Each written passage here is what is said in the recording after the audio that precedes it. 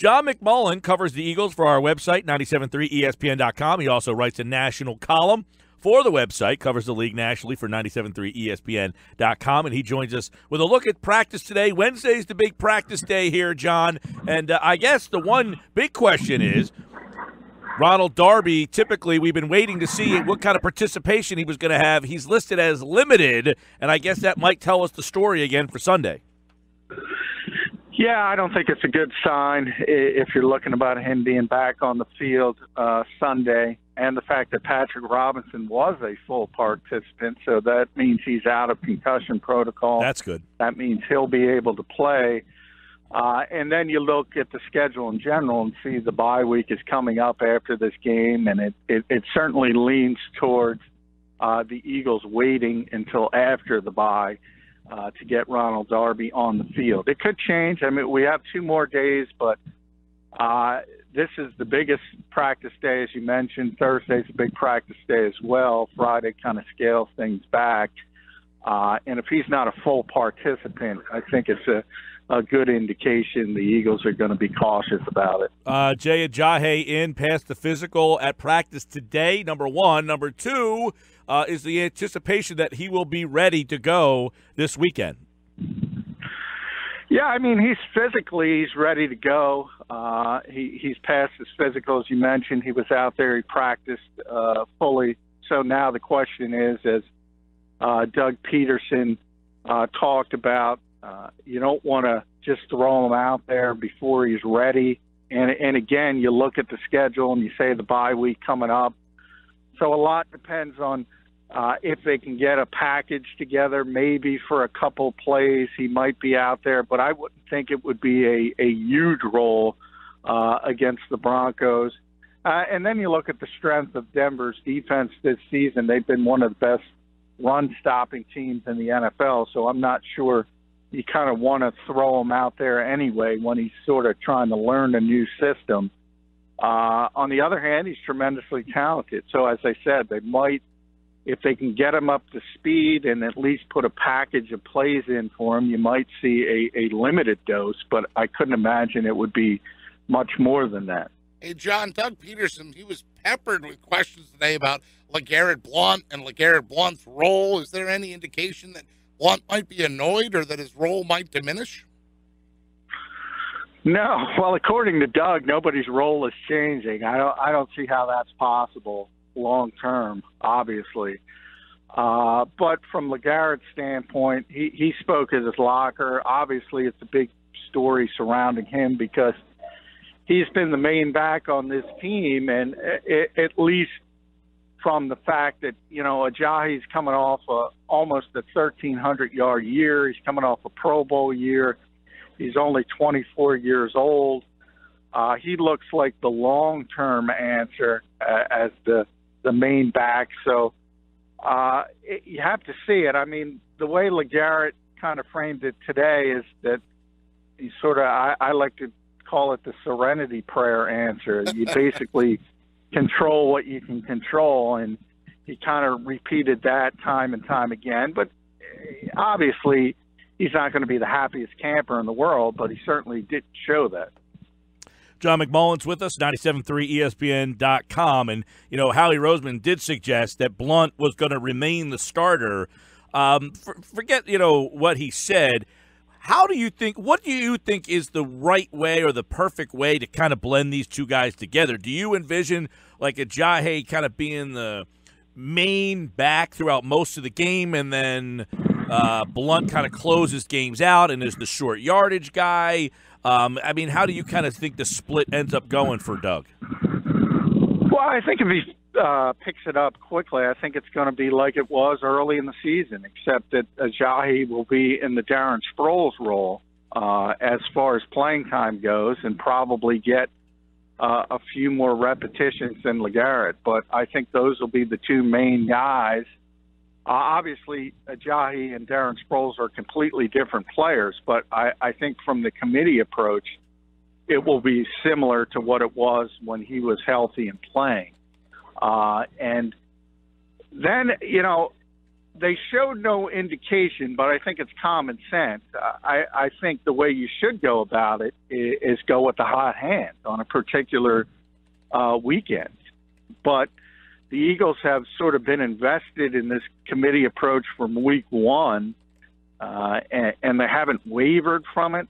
I don't necessarily agree with that. I think it'll change somewhat because clearly, I mean, you have to scale back Wendell Smallwood's role. I think there's a possibility that he doesn't dress at times because Corey Clement's the better special teams player. But from a running back standpoint, I think certainly Clement is going to touch it less, Smallwood's going to touch it less, and Barner's probably not going to touch it at all. Hey, John, one of the unique things real quick, Barner, though, would have to stay active as the return man, right? Yeah, and that's the problem for Wendell because you have Barner's going to be the return man. He's the punt returner. He can also return kickoffs, which would be Wendell's lone role, but he can't do the other. So you have to make a decision. Corey, on the other hand, is a valuable special teams performer in other ways on the coverage teams as a blocker. So if you're looking for the real loser in this trade more than any other, it's probably Wendell Smallwood. One of the unique things, John, about Doug Peterson is that he played the game. He's not just the head coach. He was involved in the game. And I know you asked him today about a guy coming in mid-season. What was his response to Ajayi coming in mid-season and trying to learn a new system? Yeah, he admitted it's hard, and there's different terminology you have to learn from offense to offense. I think it's a little easier for running backs maybe than other positions, especially when you are running the football. Maybe it's a little different when you're asked to pass protect and run routes out of the backfield. But as far as just running it, that's sort of a natural thing. And that's why I said maybe they can put a little package together to get them on the field as soon as possible. But there's no question. I mean, to come in week 9 and learn a pretty complicated offense. This is one of the more complicated offenses in the NFL. That's difficult. You know, there are systems, John, where it does seem that sharing the touches or rotations by running backs, they're not all places anymore with the bell cow back. Patriots, Falcons, they have running backs that get a good amount of touches, and the Saints have a good amount with Kamara and Ingram. Do you think then Philly, they're looking for that right blend, like when you blend coffee or blend, I guess, tobacco, right, would be the other two things you blend. I'm just trying to think of substances you blend to try and get that right mix and have success. Yeah, I don't know, to be honest. I mean, it's difficult to criticize a team or a coaching staff that's 7-1. But one of the few things I have questioned is the running back rotation, because to me it hasn't made sense a lot of time. As I mentioned, if you do have a committee, you generally go to the hot hand. But this coaching staff is generally stuck to his guns, and even at times you'll see Corey Clement, an undrafted rookie, after barely touching it, he's getting, key touches in the fourth quarter, which didn't make sense to me. It hasn't hurt them to this point. But if you look at it on the surface, it just is kind of a head shaker. And I argued early in the season, and I still think, this is one of the weakest positions on this team before the trade as far as a talent standpoint goes. So maybe that played into it. Now that you have a guy who's been a Pro Bowl level player and ups the talent level at that position, maybe ultimately it does change, but I think it's going to take a while to get there. John McMullen's with us, 97.3 ESPN.com, covers the Eagles there. And, of course, one thing that Jay Ajayi was criticized for was – by Adam Gase was that he always tried to hit the home run. That's something the Eagles need that they were lacking, but is that something here that could be an issue for them, or is the Eagles' offense designed for a guy to be able to hit the home run? Well, they don't have that guy. No, they don't have that guy, so it will be an additional thing to what has been a very effective offense as far as playmakers go. And the ability to beat you in a number of different ways. But Yeah, I mean, I hear some of the narrative coming out of Miami, and I this guy's a 1,300-yard back that had 3 200-yard games last year. And to say he's always trying to hit the home run, arguably Barry Sanders was always trying to hit the home run. And, he did pretty well. That's what good running backs do. And by no stretch, don't think I'm trying to compare this guy to Barry Sanders. But ultimately, and I think Doug used the phrase, nobody's perfect today. And you could say that about even Hall of Fame players. You can pick apart everybody from Barry Sanders on down. No one is a perfect player, and Ajayi certainly isn't. But for this team, from a talent perspective, he's a clear upgrade. For whatever reason, Adam Gase didn't like him. It's not the first time we've seen a head coach. I mean, we just went through a head coach that got rid of LaShawn McCoy and Deshaun Jackson basically because he didn't like them. And I think this is a similar situation. Jay Ajayi at practice today, he spoke afterwards. He said he had a whirlwind of emotions. And does he seem that he was relieved or happy to be out of Miami? Yeah, I mean, he handled it pretty well. He certainly was asked the questions, and he certainly could have taken the time to bury Miami. It wouldn't have been difficult. Wouldn't have been difficult to bury Adam Gase, but he took the high road. I think that's positive because one of the knocks has been maturity, and he certainly didn't act like an immature person. And obviously, from a London native, he's from London. So he brought a little class to the organization with the accent, but no, I thought, considering what you heard coming out of South Florida and how immature he was, I thought he handled things very maturely today. John, this is a PT kind of question, but did he seem surprised or a little wide-eyed at the amount of attention in him? Because I don't know that he got that in Miami, and I don't know that he had that at Boise State. I think everybody who comes to the Philadelphia Eagles gets surprised and wide-eyed when they hit the podium for the first time and they see how many people are there to ask them questions. I literally think it happens. Even quarterbacks who are used to constant press conferences, but certainly, running backs. I mean, you go back to when Patrick Robinson was signed, and Patrick sort of has a bit of a stutter, and he didn't want to go up to the podium. Ronald Darby, everybody's surprised. Yeah, and by the way, so the Eagles will have a quarterback from North Dakota and a running back now from Idaho, 2 powerhouses. Oh, he's from London now. Well, I mean, where they went to college. Yeah, Boise State, which, it's been a pretty good program in recent years. And but, yeah, I mean, when you talk about Carson and North Dakota State, and I think from a draft perspective, I always say, in a lot of ways, playing at North Dakota State helped Carson Wentz because of the style of offense he was in. So I think people get caught up in whatever it is, Alabama, Notre Dame, Penn State. Hey, sometimes I think if you're a quarterback and you reach a certain skill level, and Carson obviously does, it's a heck of a lot better to play in the North Dakota State offense than the Penn State offense if you want to be an NFL quarterback. John, the Broncos have made a change at quarterback. How does that affect the game on Sunday? Well, Brock Osweiler is playing, so,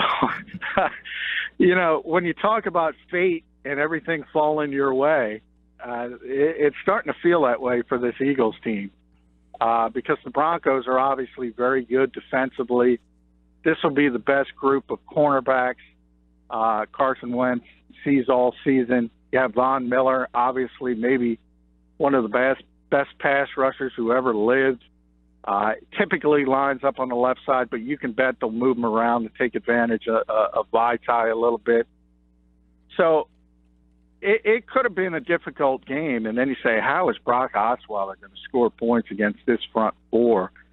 And my answer to that is I have no idea. I just got off a conference call with Vance Joseph, and it's difficult for him. But obviously Trevor Siemian has been turned the football over a lot, so they made the decision to make a change. But I don't know if it's going to help them that much. Yeah, and this is a quarterback who gets sacked a lot. 27 of his 14 starts for Houston last year and 23 of his 7 starts for Denver. He got sacked a bunch. He's very statuesque back there, I guess you could say. Yeah, he's a 6'8" guy who doesn't move.